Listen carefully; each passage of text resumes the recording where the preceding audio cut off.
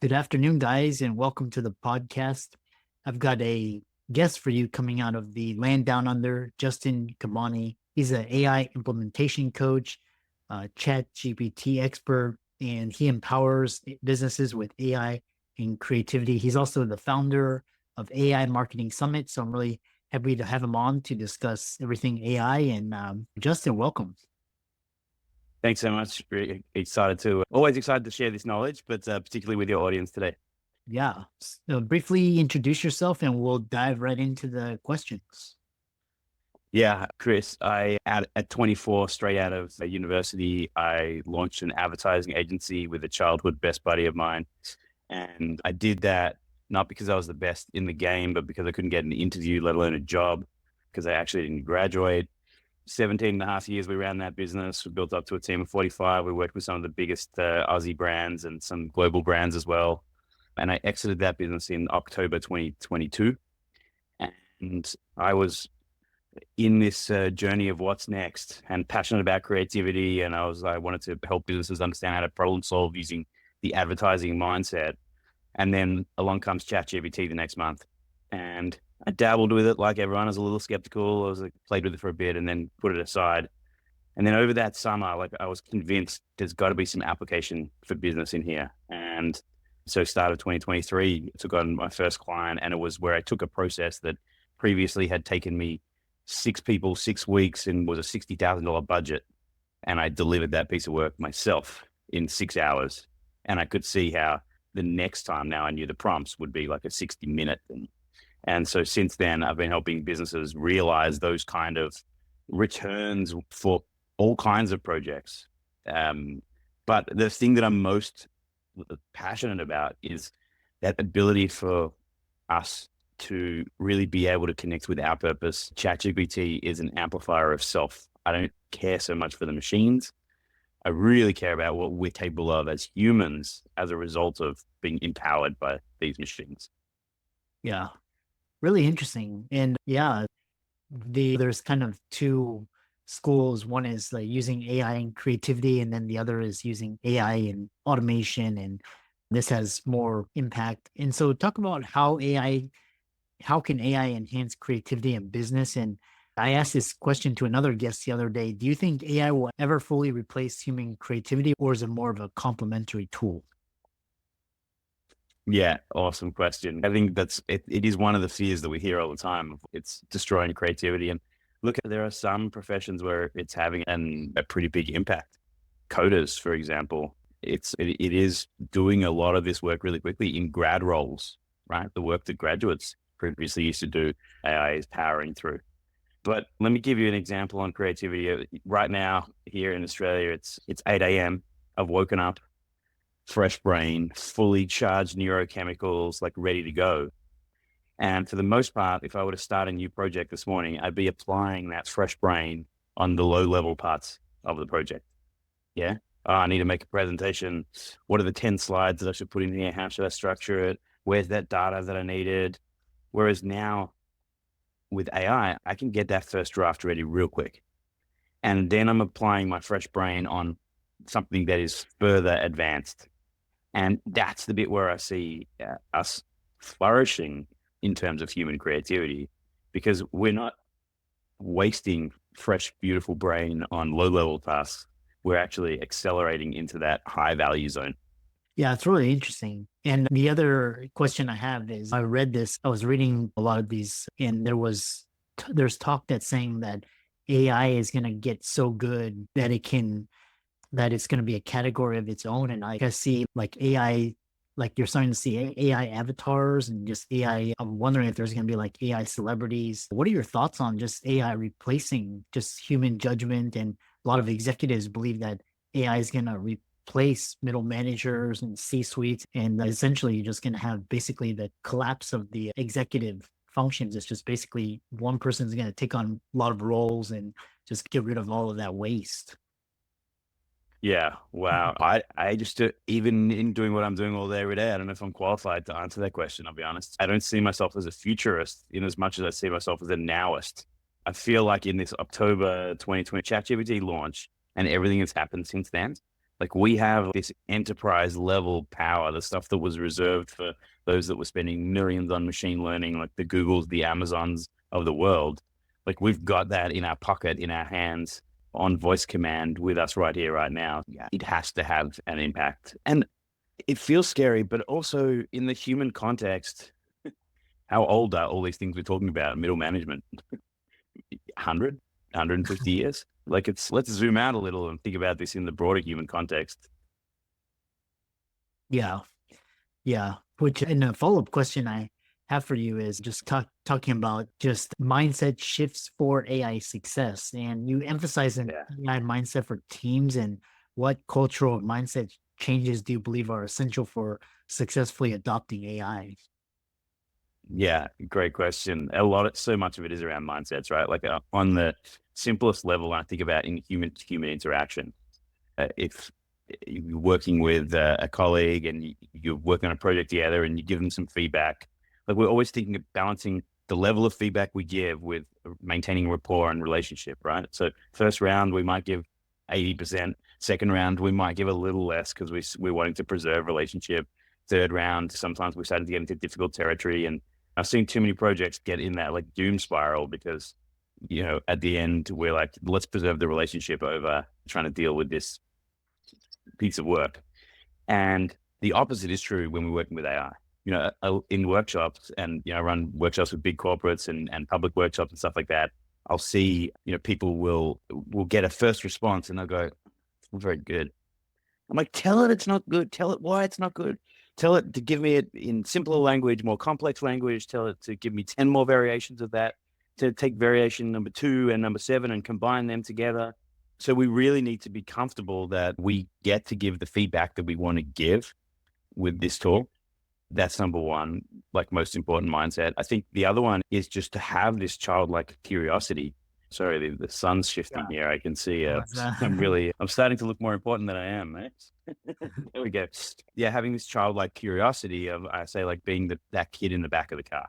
Just because you get an answer, you don't have to settle with that answer. Ask why it gave you that answer. Ask what decision-making frameworks it's used to get to that answer. Ask what reference material or source material it might have put into that answer. And we talk about in business the 5 levels of why to get to the real reason. Like here, we can ask those 5 levels of why. So I think more than anything, truly getting the full benefit out of tools like Copilot or ChatGPT is a mindset shift because there's no drop down, there's no buttons, there's nothing really to rote learn in this. Our human demands of the tool can just be so much higher, and we need to get the habits, the usage habits into our lives so that we can make these changes in mindset. Yeah, very. And so the next question I have for you is just in innovative AI use cases, and what are some unexpected or obscure ways businesses are using AI that most people wouldn't even think of? Yeah. Yeah, that's so fun. Look, I run these like corporate workshops where I'll get like a full exec team or sometimes a broader team of a company together. And we'll go through developing a bit of common language, and then we'll do the 3P framework that I take them through: priming, prompting, producing, which are the 3 key elements I believe we need to master. And for one of these great examples, I was working with a CPG company, or FMCG as we call it here, and they had brought their production team along. And the production team were like, why are we here? It's not relevant to us. We run machineries in factories and production equipment.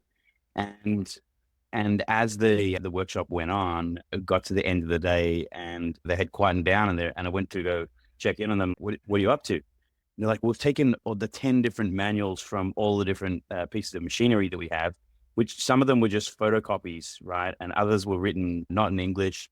And we've fed them all in, and we've built a GPT now where we can say, when we've got a vibration in the line over here, what could be impacting it across the whole business, or developing a critical spare parts list across all the machinery that we have, and can a bearing from this machine be used in that machine, right? So that was a totally unexpected one. And it's actually always, I live for these unexpected in these workshops because there's some obvious things everyone uses for it, right? Like writing emails differently or better. Here's another favorite. If you've done Myers-Briggs or Clifton Strengths or disc profiling or Wilson Learning, any of these profiling tools with your leadership team or with your direct reports or whatever it is, force those things into memory with ChatGPT. So say, hey, please commit the following to memory. Christopher Liu's profile is a high I type, I'm guessing here. And so when you write your monthly or your weekly email to your team, your email, put it in there and then say, now rewrite it for all of my key stakeholders on this message. And here's another way that we're actually elevating human communication, right? Because right now, like the CC on emails where we send the same kind of message to 10 different brains, like how can it possibly land the same way with all of them? Whereas if we're communicating to people in the manner that like is going to best suit them, then surely we're going to get a better result and we're going to elevate our relationships as a result of it. I really love that comment that you just talked about. And the other question I have for you is just common missteps in AI integration. And what are some of the biggest mistakes businesses make when they first start integrating AI into their operations? Yeah, look, I think the biggest mistake that people make is not doing anything. They have this fear, or they see that, oh wow, there's AI coming into HubSpot or AI coming into Salesforce, or how's AI going to transform our workspace or our customer data platform, and so they see AI as this thing that's out there down the track that they need to get ready for, and they need to get their data ready for, and all this kind of stuff. Meanwhile, their competitors are just picking up the Copilot, the ChatGPTs, and are processing data faster and are taking their strategy on a page and communicating that to their team better. And the results, like, I still feel silly when I tell you the like speed differences that you can get when you hear like that Elon Musk and SpaceX are producing rockets at 97% less than what it was costing NASA, right? Or when you hear that the Boring Company tunnels under roads for a cost that's like less than 10% of what was the accepted rate of tunneling underground before that. Like these are the kind of outstrip, like crazy returns you can get when you're using these tools properly. And you don't need special training. 1 or 2 or 3 days and a couple of weeks of muscle memory of using these tools, and you're getting those kind of benefits in your business. So the biggest mistake people will make is not getting on board right here, right now. And just one other watch out, I suppose. The second thing that I see is that because people maybe hesitate or just don't realize the capability that's there, inevitably across the organization, there are people that are using these tools. Sometimes it's at exec level, sometimes it's at team member level. And what happens is if you haven't had that conversation, then you may land up with team members feeding in your precious IP or your or customer data or those sorts of things. And you may be in breach of guidelines or regulations, depending on where you are in the world. And so that kind of risk to organizations is going on every day. So you remember when we started using Facebook and we're like, oh, wow, Facebook's free. And then it turned out that we were the product. The same is true here. If you're just using the free version of ChatGPT, then you are training that machine. That's how in 2 months it went from that ChatGPT 3.5 to 4 because 100 million of us suckers trained it. So just it's a simple conversation with the team to say, here's tier 1, tier 2, tier 3 confidential data. Tier 3 data is emails that we have on a day-to-day basis, marketing campaigns about to go live. That's cool. We're all right with using that. Tier 2 might be things like company financial information. Look, it belongs to us. We're comfortable with doing it because we understand the entrepreneurial risk reward game we're playing here. But actually patient data or customer data or something like that might be tier 1. And we're just going to hold off until we understand as an organization what it means putting data in here, and we understand what our industry bodies or what our legal guidelines are around doing this are, and then we'll use that data in these tools. Biggest recommendation I can make to any user group is there is a version of ChatGPT called ChatGPT Team. Yeah. So there's the free version, there's Plus, and then there's Team. And ChatGPT Team, you have a level of IP protection and data privacy where the infinite brain of ChatGPT does not grow from what you're feeding into it, as well as your data is stored for your usage only. And I think that's really important that people understand the implications of putting their own data in there, but don't fear it so much that you don't use it at all. Yeah, we have a few minutes remaining. And so next question I have for you is when you talk about this with the executive roles and you speak about unlocking the highest value zones within AI. What does this mean for executives and how can AI support their performance? What does it mean for executives? Yeah, on a base level, it's just across the board, the productivity gains. In fact, this is where I got started with executives actually, because I saw myself how I was able to move this. Sorry, hopefully you can cut this and I can start this answer again. So yeah, this is one of the things that I saw myself when execs are walking around with this like mental wish list of things they would love to do.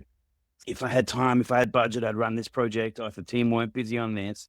And every night when we're lying in bed, we're like thinking, oh, there's things that are keeping us awake. They're there when we wake up again in the morning. Wouldn't it be cool? Wouldn't it be cool if we understood how to prompt properly, that we could look at any one of those things on our mental wish list and within an hour get clear picture on, oh, wow, this is actually a real project and I got to brief the team or I got to brief an external consultant or agency to get this done because this is real. Or actually, there's nothing here. I can just free up that space and sleep a little bit better. Or maybe the third option is with another hour or so myself and a bit better command of prompting, I could solve this. And so one of the coolest outcomes that I see is, and I talk about cost savings here, and cost savings is not the only thing here. The actual coolest part is when you take someone who previously their role was to be that conduit between internal stakeholders and an external consultant. And so they were like a meat in the sandwich sort of role where it's not always joyous managing stakeholders on one side and a contractor on the other side. But where if we can empower these people with the ability to prompt and solve the problems themselves, then their role in the organization becomes elevated and they're actually delivering themselves. And this ties back to the creativity that we were talking about at the start. So that person goes from just being a manager of process in between to actually creating again. And we know that when we create stuff, whether it's we make a great lasagna or whether it's we've made the ultimate strategy for our business, like that feeling of creation is fulfilling for us as humans. And in organizational context, not only is it great for us, but the organization looks around and says, oh, wow, look at what they delivered. And it is actually getting us back to delivering. So many execs get to that role because of their expertise and their brilliance and their understanding and their experience. But when the good work comes along, you've got to brief someone externally to do it. What if we could actually do the work that we are most passionate about, that we care about the most, that has the greatest impact and that drives profit the most and that drives our own personal satisfaction and fulfillment the most? That's what I believe we get to do now, especially at exec level. Last question I have for you is, what are your thoughts on AI in marketing? Yeah, look, I think AI marketing has had a probably outstripped effect across all the different disciplines in business, particularly obviously writing is one of its core skills and copywriting for different audiences and those sorts of things. I run the AI Marketing Summit and I run a program called the AI Powered Marketer. Today is day 3 of the program I'm heading in for now to deliver. And look, it's every part of the marketing process. So we start with marketing strategy. If you've ever written a marketing plan before, sometimes organizations can spend weeks and months building these every year. And then they become a document that's on the shelf or that's referred back to a little bit. And I guess it's the same with any strategy, right? What we have the ability to do, ChatGPT, these other large language models, and sorry, that's the only jargon I'll use today, large language model. That's parent term for ChatGPT, Copilot, Gemini, Claude, some of these others. Pattern recognition is one of their greatest skills. Pattern recognition, pattern completion.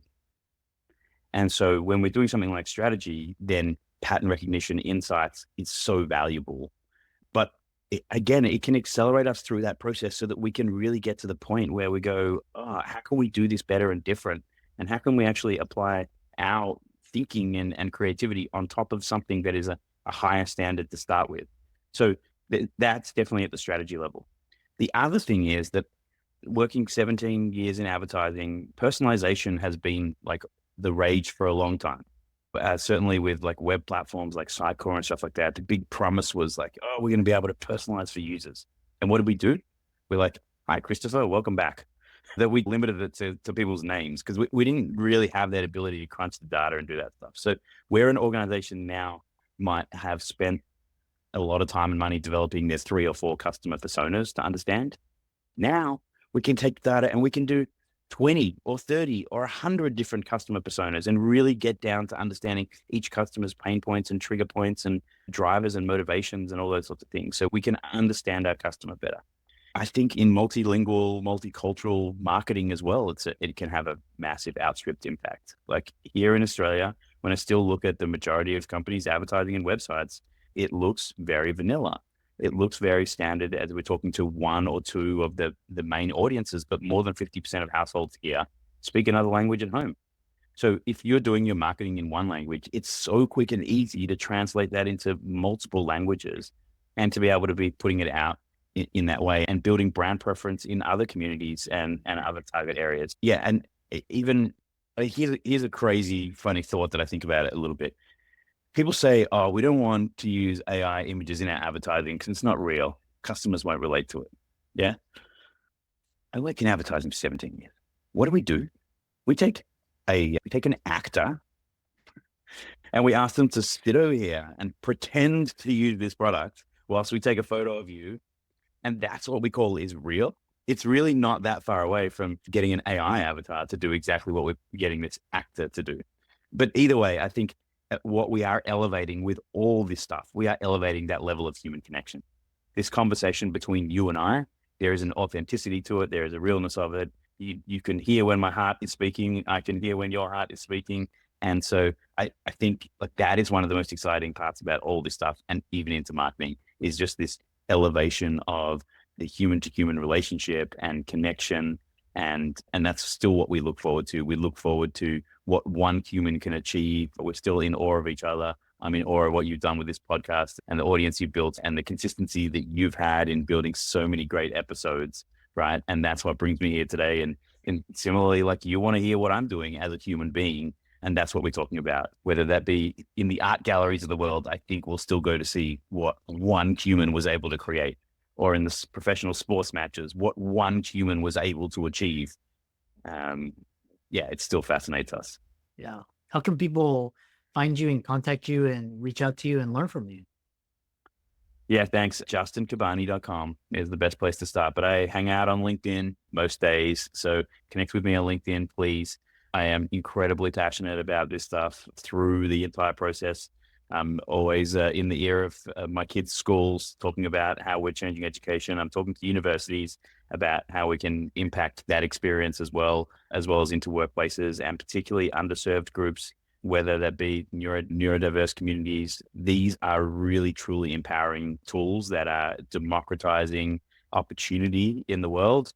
And so happy to respond to any message I get on LinkedIn. Thank you for giving me this opportunity today. Yeah. Keep up the great work. All right.